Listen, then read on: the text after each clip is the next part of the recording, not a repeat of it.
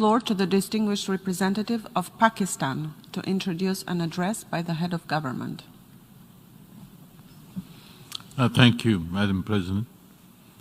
Madam President, I have the honor and privilege to introduce the pre-recorded address of His Excellency Mr. Imran Khan, Prime Minister of the Islamic Republic of Pakistan, to the 75th session of the General Assembly. Mr. President, Secretary General, Excellencies, ladies and gentlemen, I'm honored to address the United Nations General Assembly once again. I congratulate His Excellency Mr. Volkan Bozkır on his election as the President of the 75th session of the General Assembly. We also appreciate the skillful leadership of the outgoing President, His Excellency Tijani Mohammad Bande. Mr. President, the pandemic was an opportunity to bring humanity together.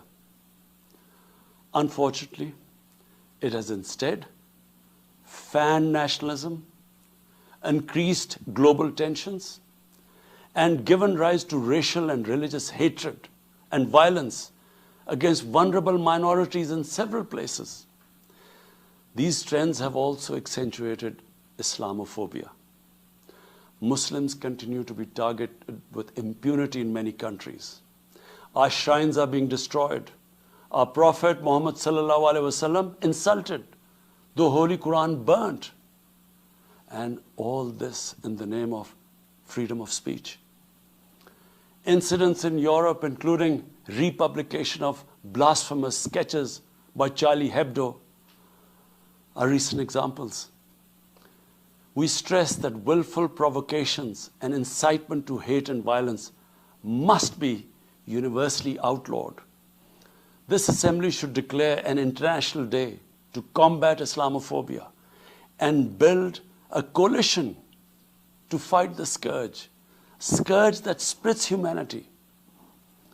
Mr. President, the one country in the world today where I'm sad to say the state sponsors Islamophobia, and that is India. The reason behind this is the RSS ideology that unfortunately rules India today. This extremist ideology was founded in the 1920s. The RSS founding fathers were inspired by the Nazis, and they adopted their concepts of racial purity and supremacy. While the Nazis' hate was directed at the Jews, the RSS directs it towards the Muslims and to a lesser extent, the Christians. They believe that India is exclusively for Hindus and others are not equal citizens. The secularism of Gandhi and Nehru has been replaced by the dream of creating a Hindu Rashtra by subjugating, even cleansing, India's 200 million Muslims and other minorities. In 1992, the RS destroyed the Babri Masjid. In 2002, some 2,000 Muslims were slaughtered in Gujarat, and this was under the watch of Chief Minister Modi. In 2007, over 50 Muslims were burnt alive by RSS arsonists aboard the Samjhota Express train. In Assam, around 2 million Muslims face the prospects of being arbitrarily stripped of their nationality through the adoption of discriminatory laws. There are reports of large concentration camps being filled by Muslim Indian citizens. Muslims were falsely blamed, vilified, and victimized for spreading the coronavirus. They were denied medical attention on many occasions. Their businesses were boycotted. Cow vigilantes attack and kill Muslims with impunity. Last February, Muslims faced targeted killings with police complicity in New Delhi. Mass registrations in the past have often been a precursor to genocide. For example, the Nuremberg laws in Germany in 1935, and then in 1982 in Myanmar, The Hindutva ideology is set to marginalize almost 300 million human beings, Muslims, Christians, and Sikhs. This is unprecedented in history, and this does not augur well for the future of India. As we all know, that marginalization of human beings leads to their radicalization. Mr. President, for over 72 years, India has illegally occupied Jammu and Kashmir against the wishes of the Kashmiri people and in blatant violation of the resolutions of the Security Council and indeed its own commitments to the people of Kashmir. On 5th August last year, India illegally and unilaterally sought to change the status of the occupied territories and deployed additional troops, bringing the total number to 900,000, to impose a military siege on 8 million Kashmiris. All Kashmiri political leaders were incarcerated. About 13,000 Kashmiri youth were abducted and thousands tortured. A complete curfew was imposed, accompanied by a total communications blackout. Indian occupation forces have used brute force, including pellet guns against peaceful protesters, imposed collective punishments, including the destruction of entire neighborhoods, and extrajudicially murdered hundreds of innocent young Kashmiris in fake encounters, refusing even to hand over their bodies for burial. The Kashmiri media and those daring to raise their voice are being systematically harassed and intimidated through the use of draconian laws. All of this is well documented in the reports of the United Nations High Commissioner for Human Rights, communications from the Special Rapporteurs of Human Rights Council, statements from human rights and civil society organizations. The international community must investigate these grave violations and prosecute the Indian civil and military personnel involved in state terrorism and serious crimes against humanity being perpetrated, I'm sad to say, with complete impunity. The objective of this brutal campaign is to impose what the RSS-BJP regime has itself called the final solution for Jammu and Kashmir. To this end, the military siege is being followed by moves to change the demographic structure of the occupied territory. This is an attempt to obliterate the distinct Kashmiri identity in order to effect the outcome of a plebiscite envisaged in the UN Security Council resolutions. This action is in violation of the UN Charter, Council resolutions, and international law, particularly the 4th Geneva Convention. Changing demographic structure of occupied territory is a war crime. Mr. President, the brave Kashmiri people will never submit to Indian occupation and oppression. Their struggle is indigenous. They are fighting for a just cause, and generation after generation have laid down their lives to rid themselves of Indian occupation.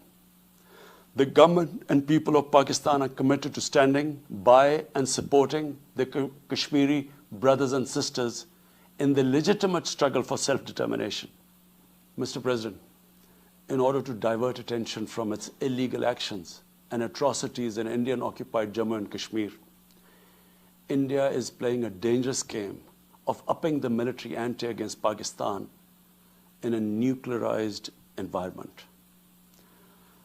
Despite constant Indian provocations and ceasefire violations along the line of control and the working boundary, targeting innocent civilians, Pakistan has exercised maximum restraint.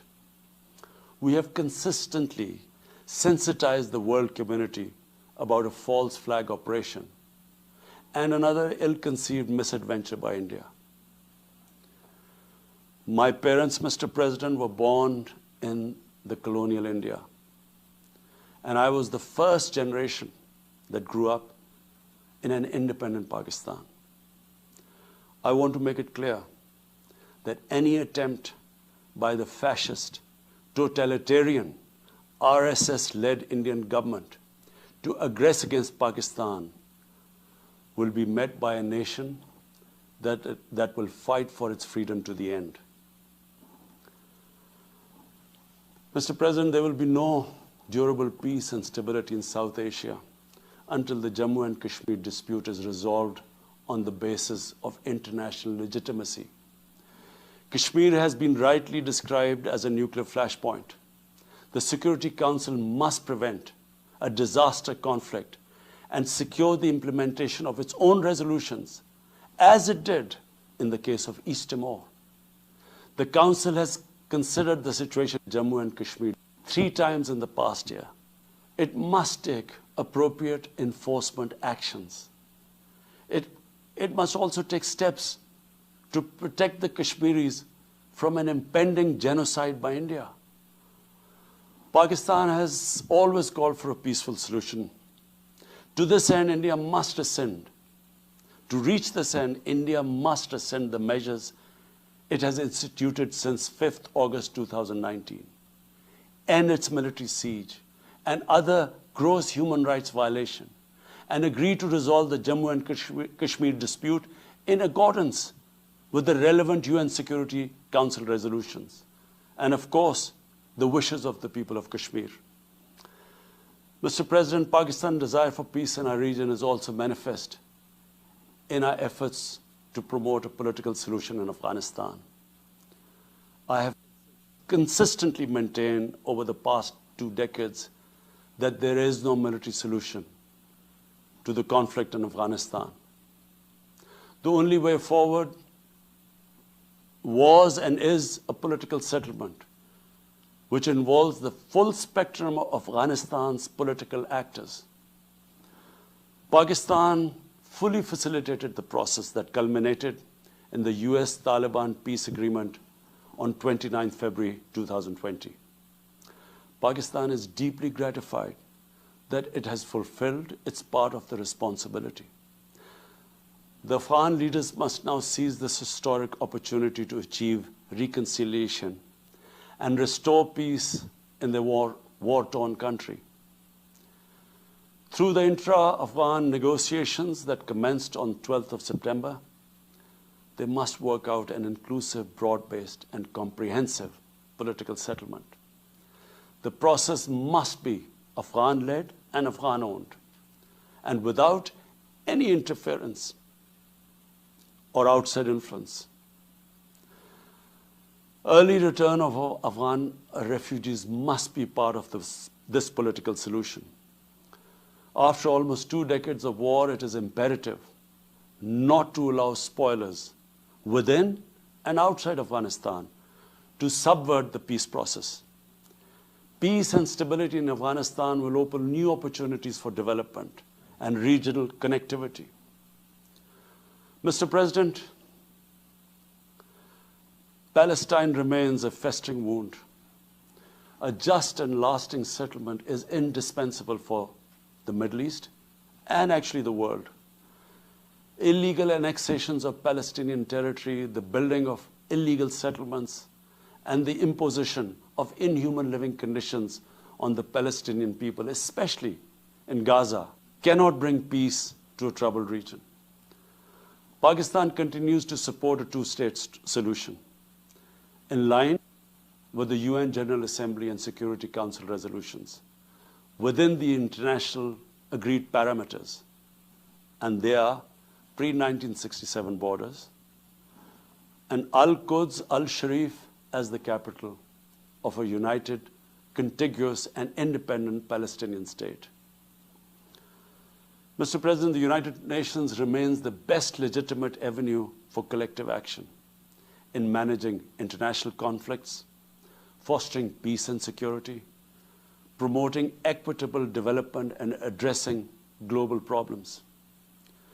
I urge the Secretary General to take the lead in preventing global conflicts. He should convene summit-level meetings to address regional hotspots and resolve outstanding disputes. The United Nations should be made fully responsive to the challenges of our times. A comprehensive reform of the United Nations, including the Security Council, is essential to promote greater democracy, accountability, transparency, and efficiency.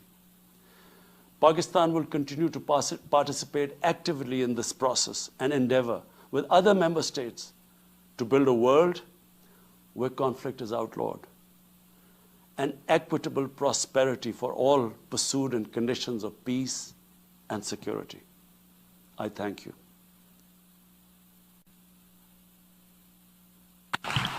On behalf of the General Assembly, I wish to thank the Prime Minister of the Islamic Republic of Pakistan for the statement just made.